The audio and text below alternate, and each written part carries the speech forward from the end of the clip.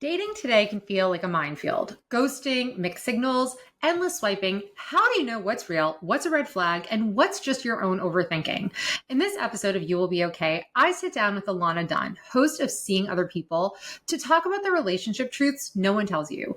We break down how to create a dating profile that actually works, the subtle red and green flags that reveal someone's true intentions, and how to take control of your love life without losing yourself in the process. If you've ever wondered why timing matters so much or how to finally stop dating the wrong people, this is the episode for you. This will give you so much clarity and the ability to really date with confidence. So I hope you enjoy. Here we go. Hey, Ilana, welcome to the You Will Be Okay podcast. Hi, thank you for having me. I am so excited to have you. I remember when I was on your podcast like 2 years ago, you were like, you should start a podcast. And I was like, I'm too busy. I don't think so. It's not going to happen. And here we are. Look at this. Here we are. Better. And when you told me about it, you were like, never been more late to a party. It's like, who cares as long as you showed up? Yes, exactly. I did. Now. I mean, I've been wanting to start a podcast. I wanted to do it so badly, like back when I would have been early to the party, but lots of logistics and a former business partner who didn't want to, but I'm here now. And you've been busy. You have 4 kids. Yeah. You can't do it all.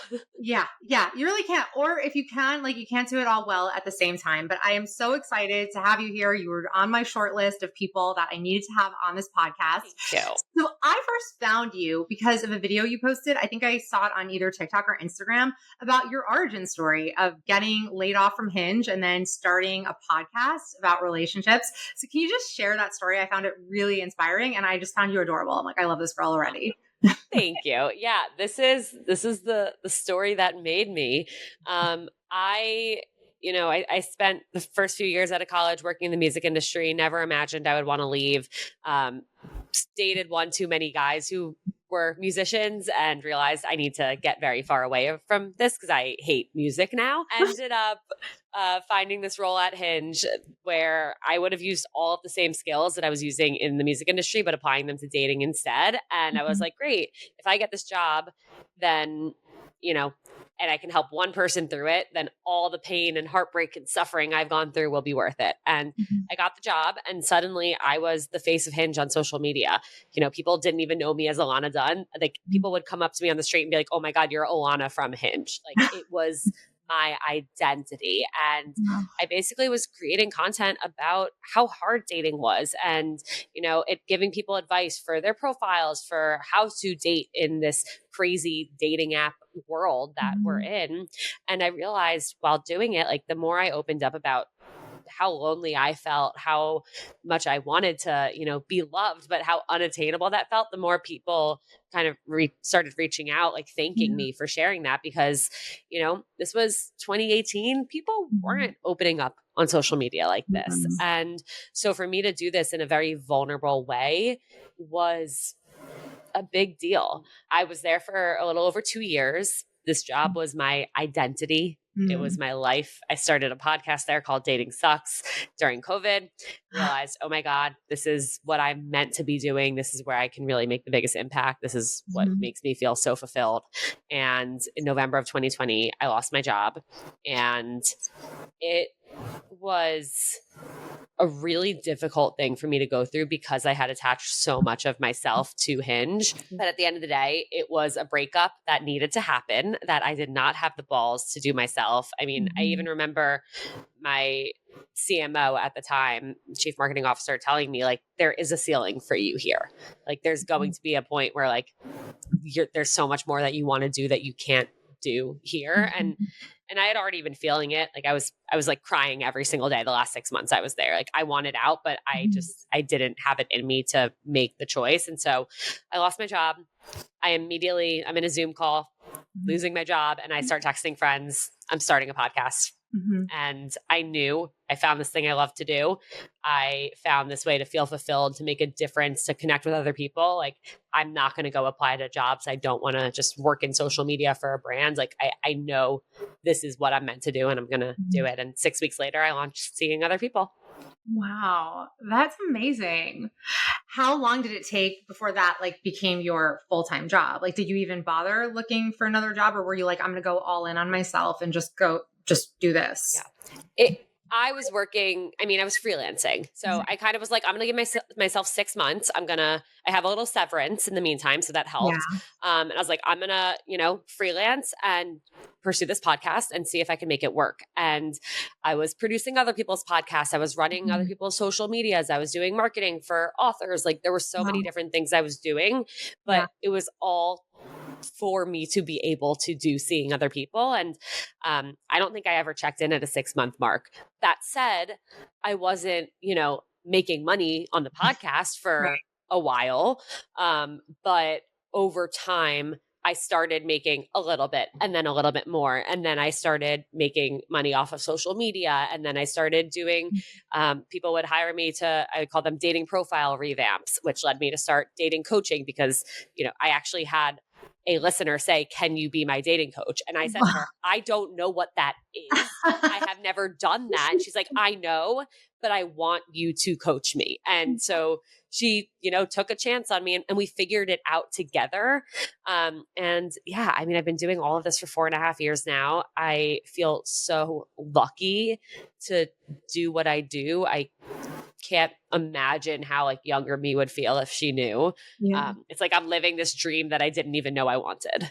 That's really unbelievable. And I truly am a believer in the fact that sometimes what feels like the absolute worst thing to happen to us, like getting laid off from a job or getting broken up with by a guy, can pave the way for the best things. I also got laid off from a job that I thought was my dream job, which led me to start my blog because, the podcasts weren't really so popular back then, back in 2009. So I had this experience and I wonder if it was the same for you. When I was giving relationship advice as a single girl, I felt like the line between personal and professional would blur frequently. And sometimes if my personal life was struggling, I would feel like, who am I to be giving advice? Like, what do I even know? But then I would reorient myself and realize, and it's something that you touched on earlier, which is that all anyone wants is to not feel alone in this. And that was like the value I could give. But then there were also points in time where I was like, I feel like a fraud. Like I'm giving advice and I'm chasing after this loser who clearly doesn't want to be with me. Did you have that experience?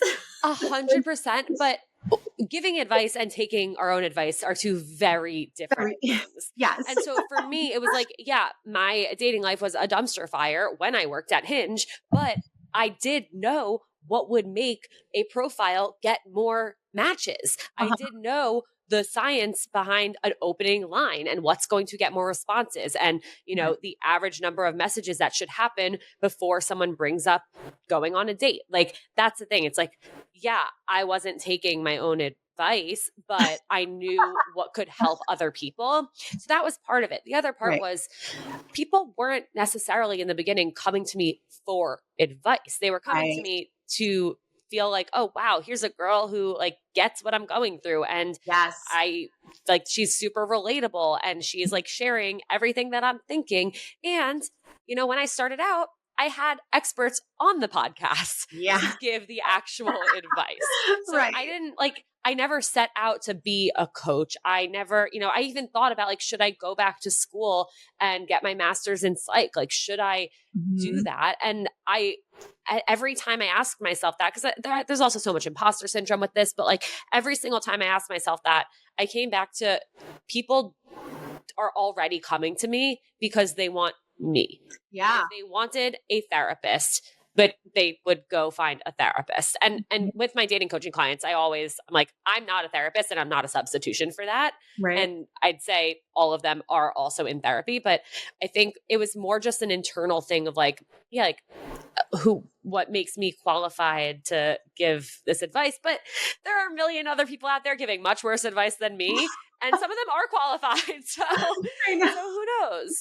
I do remember though, wondering wow, if I get into a relationship, is that going to ruin my brand? Even when I was at Hinge, things were going well with a guy and I straight up asked my boss, I said, Molly, am I allowed to have a boyfriend? And she was like, Ilana, of course you are. I can't believe you would ever think otherwise. But I did worry, especially in the beginning of my relationship that is now my marriage, is this going to make me less relatable? And what I've found, because I've asked people point blank, does that ruin what we had here and what we were building? And everyone's like, Ilana, if you can do it, so can I.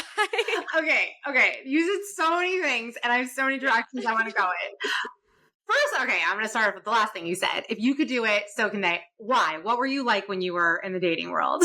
My dating life was a dumpster fire. I made the same mistakes over and over and over. I, justified every single behavior that like wasn't serving me. I was like, well, they're really busy, or, well, they're only giving me the amount of attention that they can give me, but I know if they had more time, they would give me more. Like, Right. I was making every mistake in the book, and I was owning that. Like, it didn't feel good, but it was real. And, I wasn't the only one making those mistakes. I was just open to sharing them. And that's so incredible. And I wish I had learned that sooner, because I was so hard on myself, and I felt so much pressure of like, oh my gosh, like if I don't find someone, no one's going to take me seriously. Again, it was like a totally different time, and there is so much value in that. Okay. So you also brought up before, like you knew all the stuff to maximize your chances. You knew how to optimize your dating profile. Just tell us all of that. Because I think that there's so much dating app burnout and frustration. So give us all the tea about all your insider knowledge of how to stand out amongst the masses. First of all, before I even get into that, I think the biggest, most important thing to say is that you can't put all of your eggs in the dating app basket. Dating apps are a single tool. They are not the only way to meet people. If the dating apps, if you're not having success on them, that doesn't mean you're undateable. There are other ways to meet people for the entire span of history. People met in other ways. Right. And so if you're not getting that many matches, please don't take that to mean anything about who you are. It's likely that, there's a lot of things you can do to improve your profile. It's likely that maybe your preferences are a little too narrow, and you're letting too few people through the door. And you need to, open your mind to, okay, you can date somebody more than 3 miles away in the city that you're in. That's not the end of the world. So I think, first of all, just like, don't let the dating apps tell you that you're unworthy of love, because that's what it does feel like when you're on them and you're swiping and you're trying and you're not getting anything back. Okay. Profiles. The biggest issue that I see with women's dating app profiles is they are making their profile for other women. Like on Instagram. It's like when we dress, we're not dressing to impress guys. We're like dressing to show other women that we're stylish, and to like show ourselves that we can put together a cool outfit that's going to get likes on Instagram. Yeah. Your dating app profile is not your Instagram feed. You have to actually put your personality into it. You have to show different sides of yourself. So I don't care if you have 6 photos where you look incredible, your body looks amazing, like guys are going to think you're hot. If that's all they're learning about you from your profile is that you're hot, they're not going to see you as somebody that they could potentially date. They want to know your quirks. They want to know what spending a day with you is like. They want to know what you actually enjoy doing so that they can then see, oh, do me and this person actually have something in common? So that's first. Like, don't just post the most attractive photos of you. Post the silly video of you dancing or doing karaoke, or the video or the picture of you like after you just climbed a mountain because you love to hike. Like, you really have to lean into the things you like to do. If you're a runner, post a running picture. If you play music, post a picture of you playing guitar or a video of you on stage. Like, you really want to show the actual parts of you. And I think that's something that so many people miss because they're just focused on how, like, what pictures do I look the best in? And same thing with prompts. Like, you can have ChatGPT write the wittiest prompt for you, the cutest, the flirtiest thing. You should not be using AI to write your profile. You should actually be taking a lot of time, because a profile is not something you can put it together in 10 minutes, but that's not going to be a good profile. You should be taking a lot of time to ask yourself, who am I? How would my friends describe me? What are the things that make me me? And how can I regurgitate that back into a prompt answer? So for example, I could have just said, first rounds on me if it's at sushi. I don't know, something like that. That's definitely a prompt. I'm sure if like you looked it up, there were probably like 10,000 people who have that prompt, that exact answer in their profile. Mm-hmm. Instead, on my profile, I wrote, I won't shut up about Sugarfish, which is my favorite sushi spot, my dog Zoe, who was my dog at the time, the Jonas Brothers, and whatever song I'm listening to on repeat right now. Okay. That gave someone so much information. Not just information about me, but it gives so many different types of people the opportunity to connect with me on one of those things. So, yeah, one day, January 2021, the guy messaged me, hey, I also love the Jonas Brothers. All right, well, that's my husband now, and we just went to our 11th Jonas Brothers concert together. Oh, stop. We had a conversation. Yeah. Earlier this week, we were like, if it wasn't for that, we don't know if we'd be together. That's so interesting. I love that. Yeah. Okay. Like, all right. And So that's not the coolest thing, but it's like unique to me. I put it in because it mattered. Right. And maybe there's some guys that look at that, they're like, Jonas Brothers, what is this girl 12? But like you got attracted the right guy for you who you can bond with over that.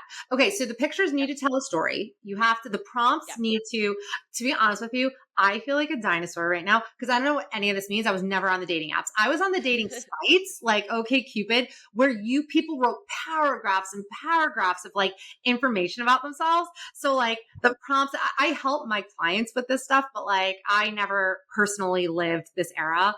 And I'm not too sad about that. But I mean, I went through my own hell in dating, but I just missed this one. They were just becoming popular.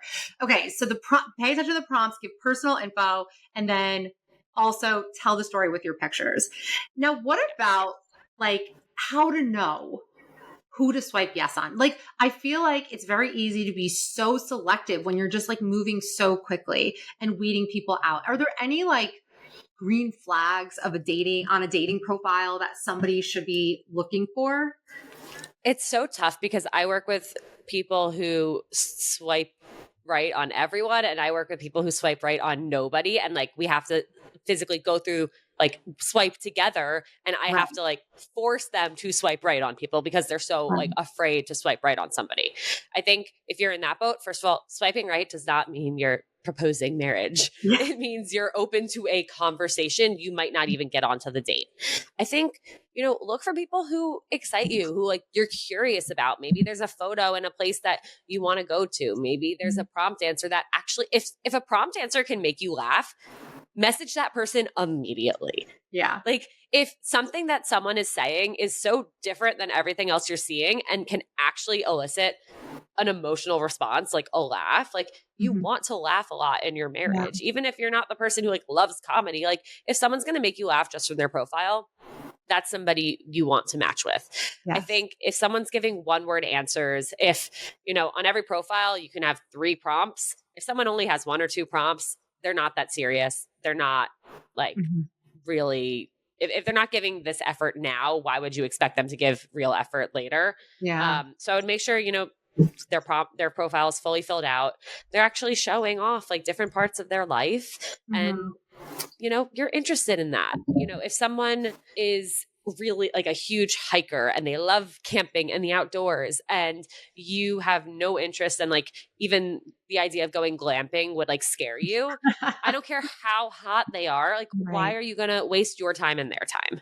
Yeah, for sure. So you mentioned also earlier, like how many messages you should send before you take it off the apps. I see so many women get so frustrated because they match with a guy. It's great. They're like having the flirty banter and then he just like falls off the map. So what can you do to like expedite like taking it off the apps? How soon should he be asking you out? And also, should you do a FaceTime before meeting in real life? If you want to.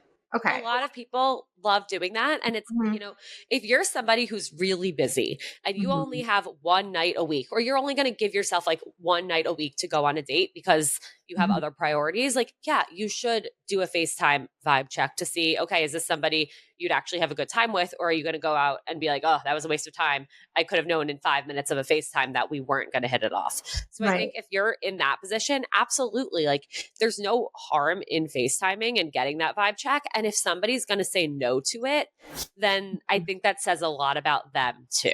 Yeah. I think it's important to remember when using dating apps is the purpose of using a dating app is to get to the date.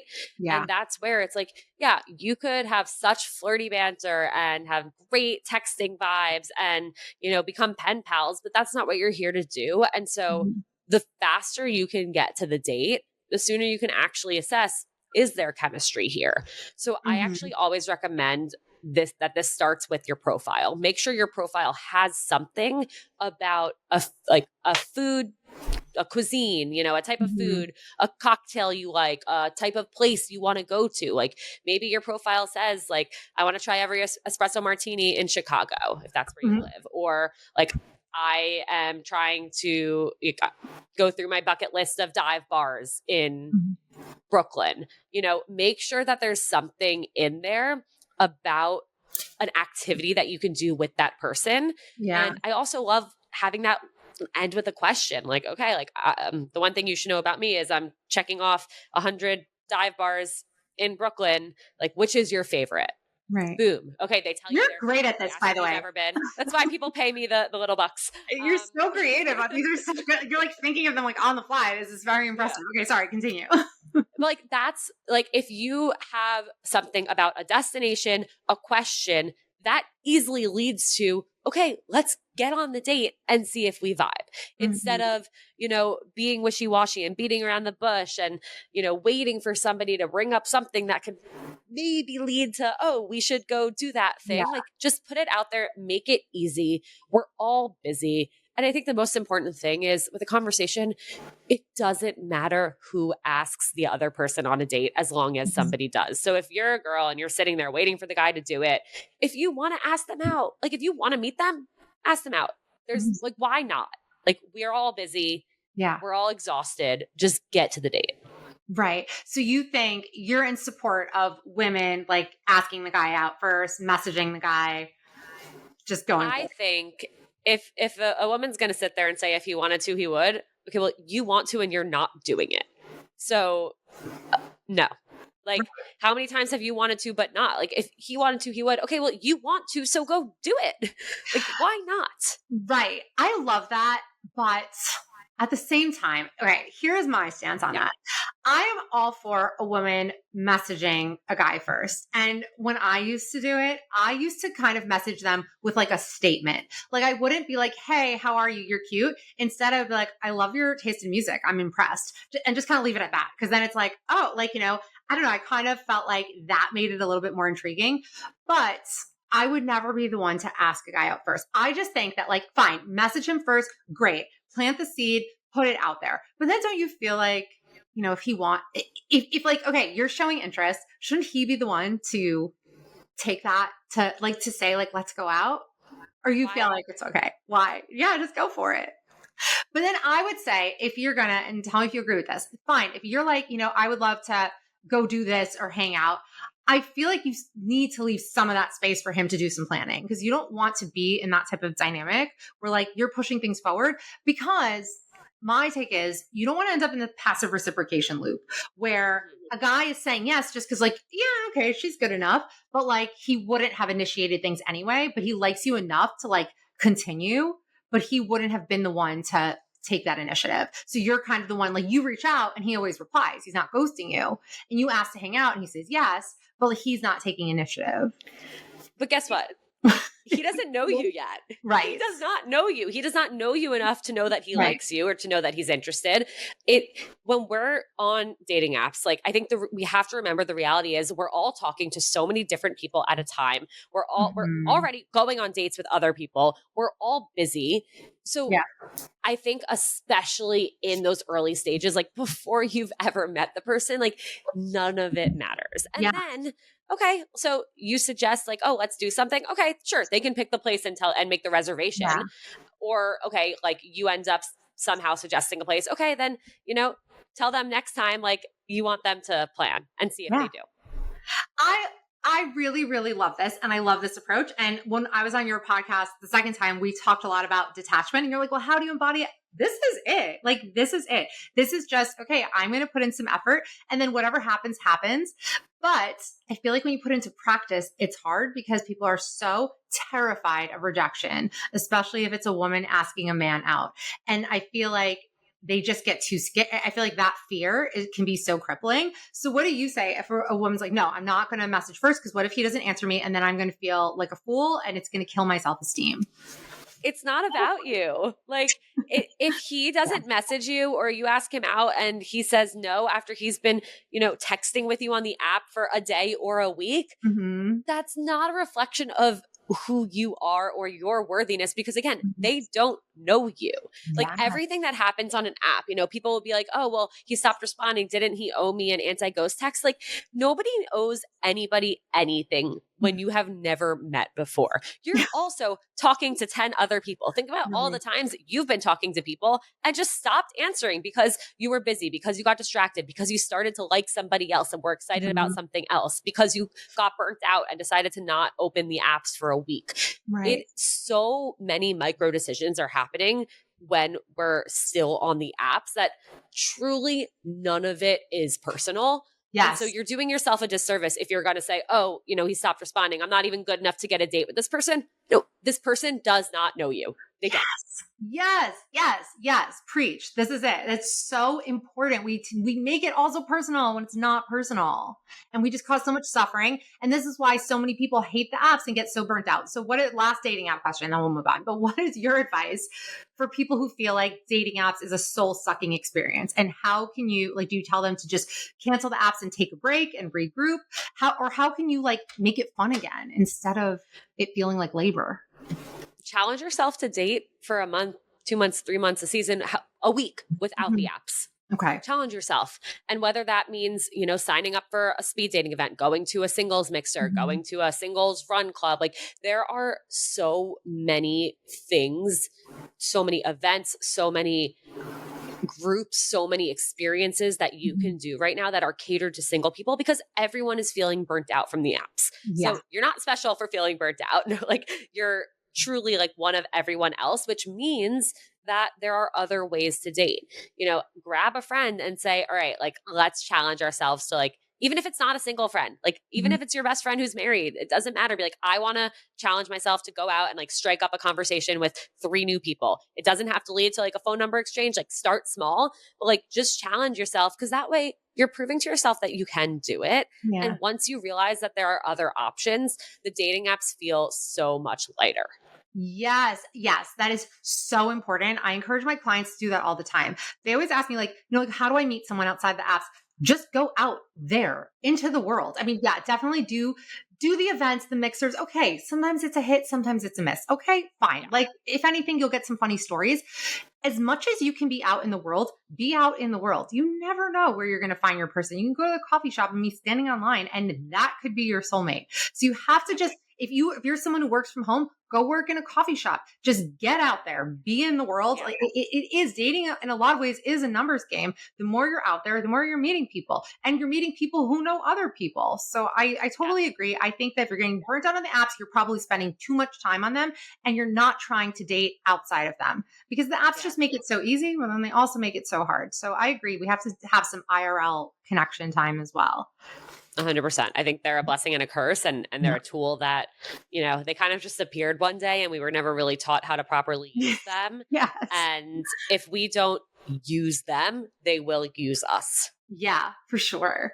So let's talk about you and your husband. So you guys met on a dating app, obviously, but didn't you not answer his first message? Yeah, okay. Did you not see it, or what happened? I don't know. And this is another thing why it's not personal, and why I encourage people follow up. Truly, what do you have to lose? So Jake messaged me. It was January 8th, 2021. By the way, hey, how's it going? By the way, also love the Jonas Brothers. Okay. And I didn't answer. And that's crazy to me, because I'm that would have been the most exciting message to ever receive. Right. But what I do know is at the time I had just gone on a either first or second date with this other guy who I was very, very excited about, very anxious about, wanted him to like me so badly. So I think I was less focused on like what was happening on the apps. I also know it was COVID, and Mhm. it was during a time where my roommates and I were spending like a few weeks at a time in our apartment together, but not seeing anyone else. And then a few weeks at a time at home with our parents. So Mhm. I may have just like been home and known that I wasn't going to be able to go on a date for a while. Right. And so a week goes by and Jake follows up and he says, "Hey, figured I'd try again. How was your weekend?" Thank God he did that. I know. And you know what? In that moment, I saw it and I responded right then. And that's the thing. Like sometimes people message us and like we're busy. We're in Right. a meeting. We're, working on something at work, or we're helping a friend with something and we're just not in that space to respond, and then we just forget. Like Yeah. that's always a possibility too. So he responds and I'm like, "Oh my God, I'm so glad you did." Like I don't know why I didn't answer. And Mhm. from there we talked about, our favorite Jonas Brothers song, our favorite Jonas brother.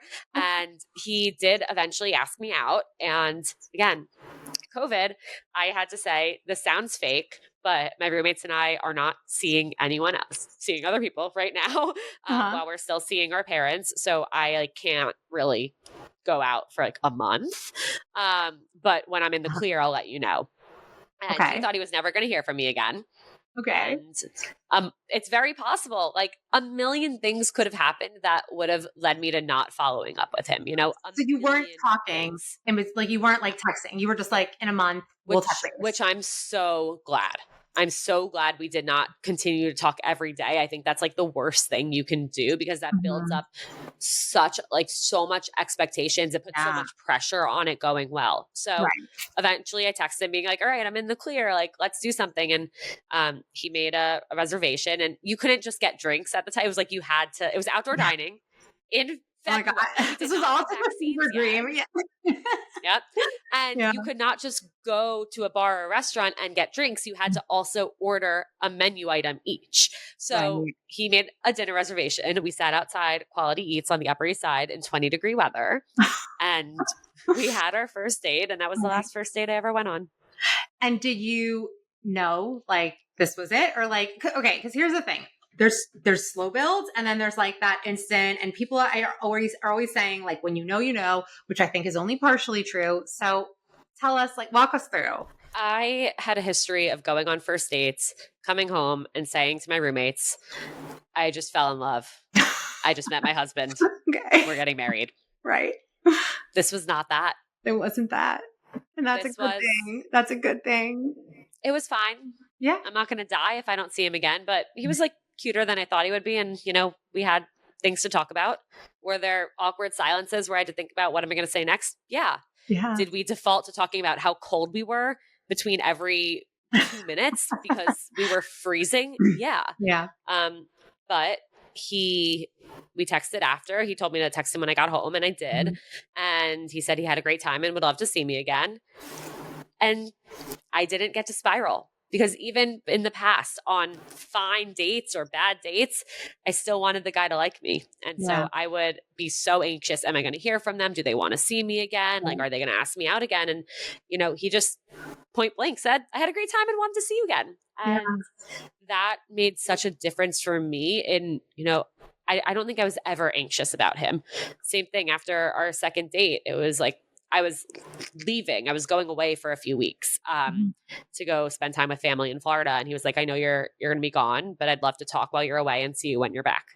And that one sentence Yeah. saved me from spiraling.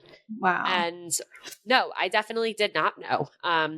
Our second date was like better than our Mhm. first, but I still was like, I'll be okay if, we Yeah. don't ever see each other again. Our third date was a big turning point for me, Yeah. where I was supposed to be away for a little over 2 weeks in Florida. And I got a call on a Friday, a weekend. And the call was from a place where I had my name on a waiting list to get a vaccine. Mhm. And they said, "We got a shipment that we weren't expecting. We're able to pull you off the wait list. Like, can you come in tomorrow afternoon?" I didn't tell them I was in Florida. I was like, "I will be there." Yes, I will be in Midtown tomorrow at 4. Yeah. So I booked a flight. I was like, I don't know when I'll be able to get a vaccine. It might not be for like 2 months. So like, let me Mhm. do this. I texted Jake because we were like casually texting, not every second, but like we were keeping each other updated. And I was like, oh, like I just got off the wait list to get a vaccine. Like I'm going to come back for like 24 hours and then go back to Florida. Mhm. And he was like, oh, wow, like I'd love to see you. I'm supposed to be working on Sunday, but like, let me see if I can get someone to cover my shift. And I was like, that's a lot. Like, I remember saying to my cousin's girlfriend at the time, like, that seems like a little much. And she's like, no, that's so nice. And it's so funny because like we always want guys to do the nice thing. Like we want people to do nice things for us. But when we do, we're like, oh, that's a lot. Yeah. But I said, okay. And I woke up that morning after getting my vaccine. I've never felt more sick in my entire life. Oh no. I had to wrap my arm in a fake sling in order to like get ready because any millimeter that it moved was excruciating. Oh. And I went on the date, which it's so funny. You still went on the date. Wow. Good for you. Jake's like, knowing you now, like there's no world in which you would do that. I'm like, I didn't want to cancel. You took work off. Like it was so nice. I was of course like gonna come. Yeah. And we were supposed to just get brunch and we ended up getting brunch. And then we, walked to Murray Hill where we both lived across the street from each other for 2 years. And we didn't No way. Oh, wow. And so we went back to like the bar that we would go to when we were there and like had a drink there. And we ended up just spending the entire day together. And at the end of the day, or it was probably like late afternoon, and I was like, all right, I'm going to like go home and watch One Tree Hill for the rest of the night. Mm-hmm. If you want to come over and join me, you're welcome to. And he did. And we get home, I changed into like sweatpants and a sweatshirt and we're just laying on the couch. And I realized like, wow, on a day where I felt my absolute worst, I was able to have fun and feel completely comfortable with this person. And I was like, that's what I want. Like, that is what life should be like. That's what I should have been looking for this whole time. And so after that, I was like, I definitely like this guy. Wow. I love that. And there are so many important messages and lessons to learn here, especially in the beginning. Did that lack of anxiety make you feel like, oh, like, is the connection just not there? Or were you like, because you've been, in the relationship space for a while and giving advice and coaching people, or were you able to see that, oh, this is actually pretty healthy, that I'm not spiraling and I don't feel like I'm going to die if I don't hear from this guy again? I love that you asked that. At the time, I don't think I was thinking of it in terms of like healthy. I think I was just like, this feels good. It feels good. And that was so different for me. And the guy that I had been going on dates with right around the time I matched with Jake, like that was full 100% anxiety.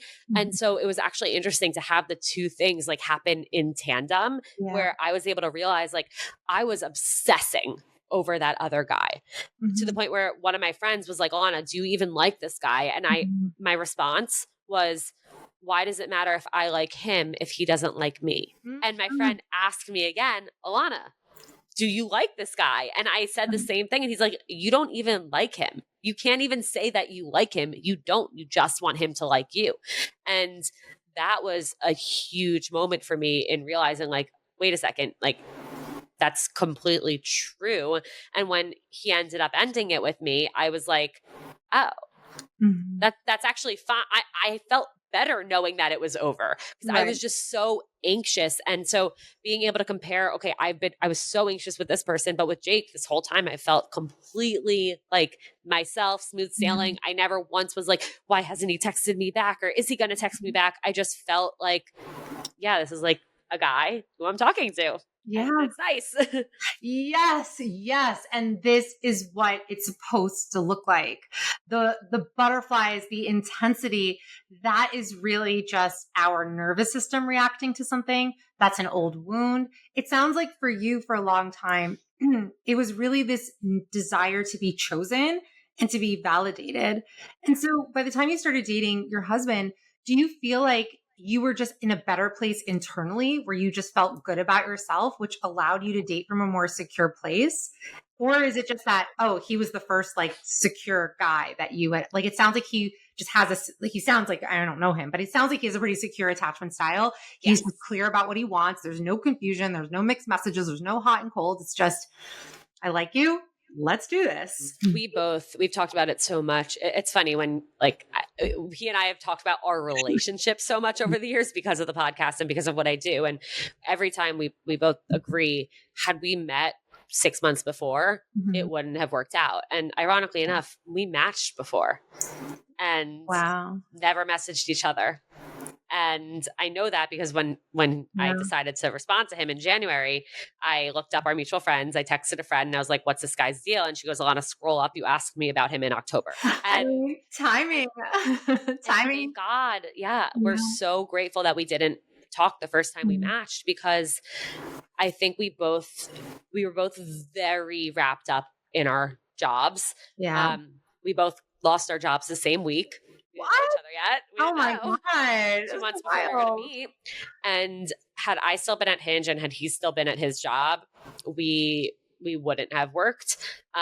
I also think, had I met him a year before when things were really great with Hinge, I wasn't great with myself. I think COVID, unfortunately, was the best thing to happen to me because it forced me to spend so much time alone. Yeah. And I went from somebody who anytime alone, before COVID, I was like, oh, if I'm alone on like a Thursday, Friday, Saturday night, it means nobody wants to hang out with me, to COVID where I'm forced to hang out with myself. And I learned to actually like enjoy and appreciate and like desire my own company. So important. It is so important. I see so many women who just can't be alone. They just can't. The thought of spending a weekend on their own is torturous to them. So it's like the nicest thing in the world for me now. Oh my God. I would give anything for that now. Please. Yeah, sure. So what year again did you start your podcast? 2021, January. Sound like a familiar date? Oh, so you started it like right as you and him started dating. We matched the week 2 of the podcast. Oh my gosh, it's unbelievable. Yeah. So what have you seen change in the dating landscape in the last, it's almost 6 years now. God, we're going to be in 2026 soon. I've heard it described that we are currently in a relationship recession where people are not coupling up, where dating has just gotten harder. People are pushing off marriage until later. I see it and I don't see it. But what have you seen in terms of dating and the good and the bad over the past few years that you've been doing this? I think when Jake and I met, it was in like the heyday of dating apps. Like people were meeting. Most of the weddings that I've gone to in the last 2 years have been they've all been either from dating apps or from work.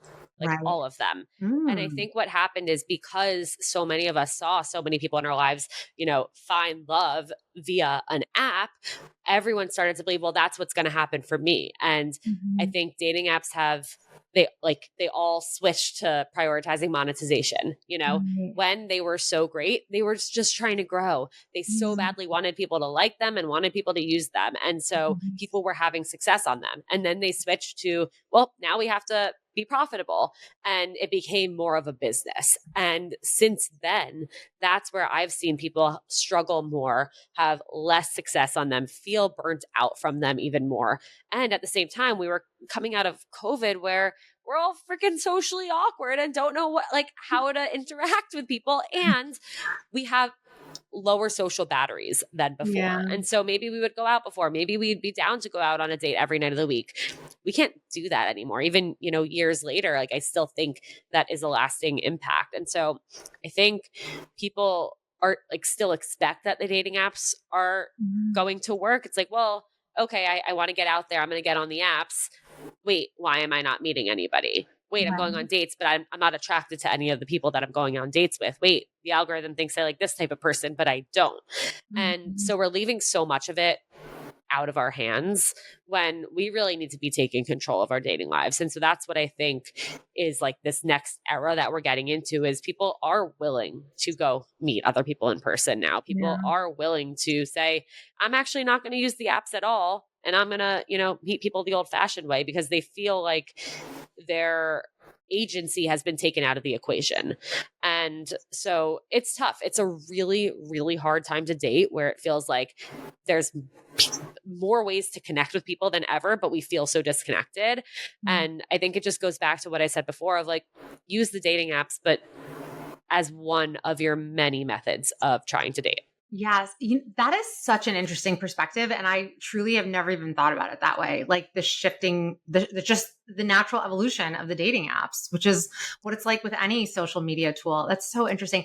And you're right. And you said something really important, which is taking control over your dating life. So many of us feel like victims of circumstances. None of the guys like me on the dating apps, or I'm not attracted to any of these people, or like the dating apps are out to get me. Everything's out to get me.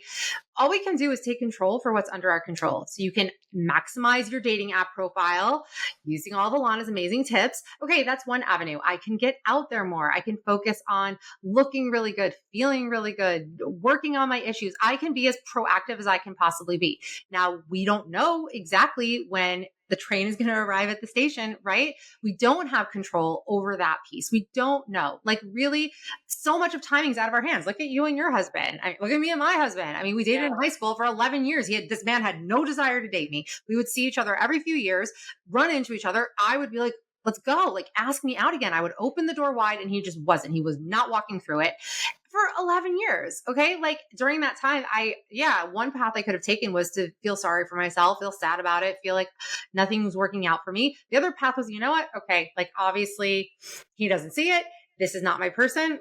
Even if it's the right person at the wrong time, that's the wrong person. So he was the wrong person for all those years. I could have just wait around for him for over a decade, move on, focus on myself, focus on being my best self. And it worked out for you. I mean, there's probably just lessons you needed to learn in your life, things he needed to learn in his life. I truly believe in divine timing.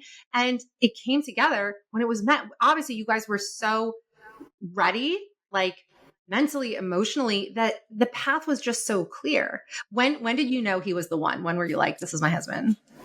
I don't think I ever had like a moment or something he said or did that made me think this is the person I'm going to marry. And I get asked this a lot and I've thought about it so much. And I really don't think there was like a moment when I knew.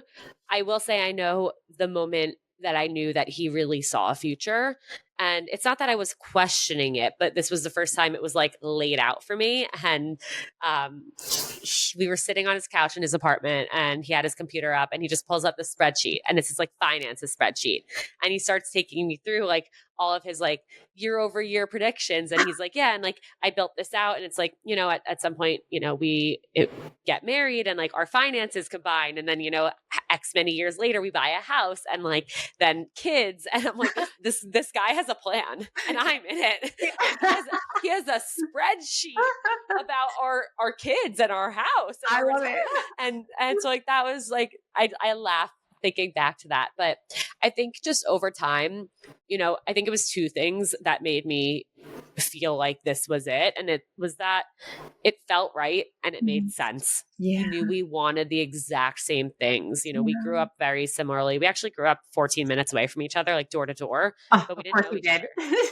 Different schools, like, completely different worlds. But we had so much in common in terms of like what we wanted. And I never doubted him. I never felt anxious with him. I felt like I could completely be myself with him. And, he just became like my best friend that like, why would I not want to spend the rest of my life with him? Oh, I love that. It's beautiful. And now when did he know he wanted to marry you? Because I feel like guys know right away. I feel like guys know very early on. He said his story is exactly the same. Like, really? It wasn't the moment he made that spreadsheet. He actually hates when I bring that up. We talked about it the other night. I'm like, this is such a good clip. And he's like, no, you can't clip that. Oh, that's so funny.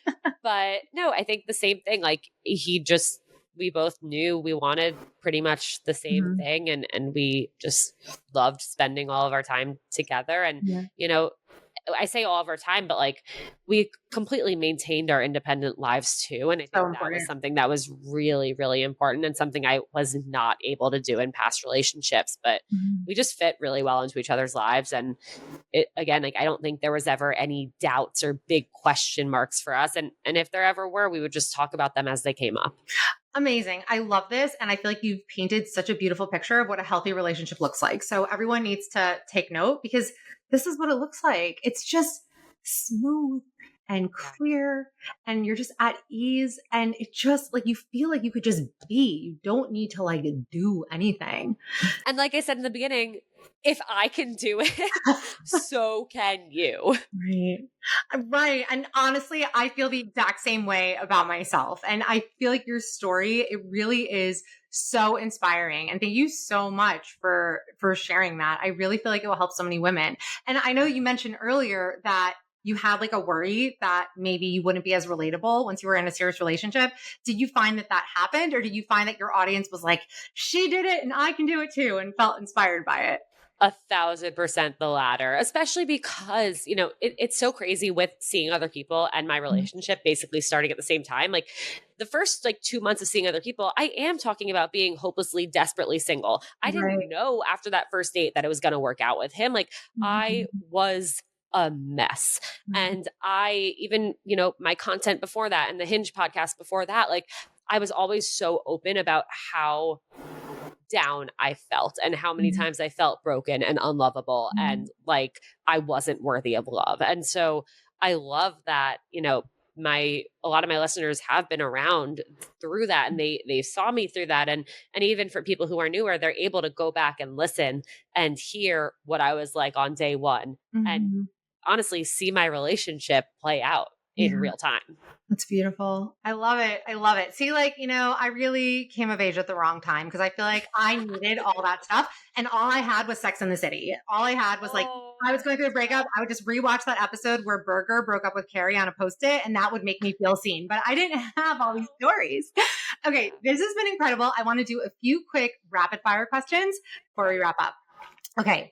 If you could ban one cliche from dating profiles forever, what would it be? Ooh, like the fish. The fish, the guy's holding the fish, or I am overly competitive about everything. Right. Well, you're clearly not competitive about writing a good prompt. Right. And I also kind of feel like girls need to retire the duck face. Whenever my clients send me the duck face photos, I'm like, just no duck face. 2016. No, I know. We have to retire. Okay. Which dating app prompt should be retired immediately? Oh, I feel like there's one. It's like, you should not go out with me if. Ugh. Yeah. We don't want negativity. I don't like that. Why are we leading with negativity? Absolutely not. I agree. What is the worst common dating advice that's circulating out there? You're not going to like this one. I think it's, if he wanted to, he would.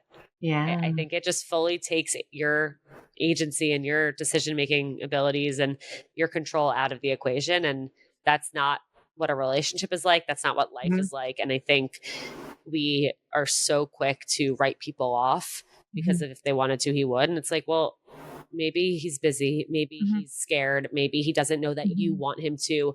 Maybe something crazy just happened in his life and he can't right now. I mean, I've had people come on the podcast to talk about, like, I thought he was ghosting me, but he was in a coma. Someone thought that her guy was ghosting her, and he had been arrested and was in jail. Oh my God. I feel like those are extremes, but like, maybe he's taking a nap. Maybe his tummy hurts. Okay. I agree with you. I love it. And I think that we need to be empowered and we need to take more control. Okay. Last question. What is the most underrated dating advice you wish more people followed? Oh my God. Be yourself. Be yourself. Like, just be yourself.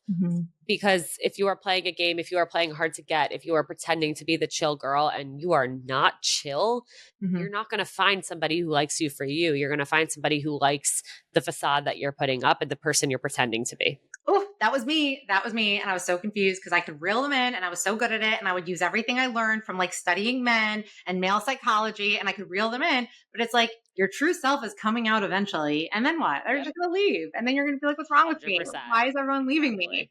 Okay. This is amazing. I loved talking to you and hearing your story. I mean, I've been following you on social media for so long, but it was so nice to just hear it from you. So tell everyone where they can find you and how they can work with you. Well, thank you so, so much for having me on. This is amazing. I'm so happy you finally have a podcast. long overdue. Yes. You can check out Seeing Other People wherever you get your podcasts, and you can follow me wherever you want to follow me on at Ilana Dunn and at Seeing Other People. And if you want to work with me, link in my bio for coaching. Amazing. Thank you so much. And for those of you listening, if this inspired you, if you have a friend who needs to hear it, please make sure to share. Please give us a rating, a review. They're super helpful. I always love to hear your feedback. So you can email me anytime, Sabrina@sabrinabenjari.com. And I will see you next time. Bye. Yeah. Guys, leave her a review. It really goes a long way. Do it. Leave a review if you like the podcast, please. Thank you. Okay.